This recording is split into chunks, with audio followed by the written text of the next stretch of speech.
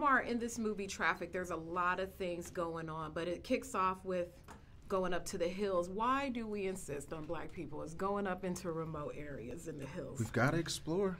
The world's a big place. The hills are beautiful, serene, peaceful. It's a perfect getaway for, a couple. It was a good getaway for the couple. So we see our lead, you're with Paula Patton, plays Bria, and your character, you're going off to spend a little bit of quality time after a series of events, but some things happen. When we find ourselves in those kind of situations where it's fight or flight, where do you take yourself as an actor just to make sure you convey that? Well, you just try to stay grounded. You try to stay as grounded as you can within the parameters of the character, because everyone's different.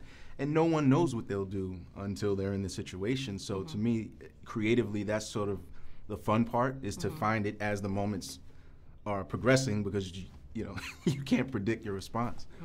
The film has a very serious message. It focuses on human trafficking and sex trafficking. How much did you know about the situation in this country with people being trafficked before stepping into this role? Not as much as I thought I did. And that's one of the reasons I wanted to be involved with the project, because it's so much more prevalent than we think. It's so much more normalized, sorry to say, but it is.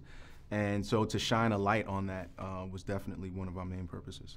There were a lot of rigorous scenes, a lot of in the dirt, a lot of trying to escape. How difficult was it to perform those action sequences?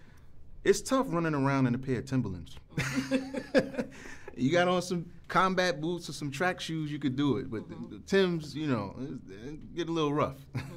One of the scenes that was really scary to me is you're in a garage and you have to lift the garage. Was the garage really that heavy? Did you really have to put some back into it? It was actually heavier than it looked. It was like it was almost like an industrial garage thing, and it didn't have an automatic switch, so it was pretty tough.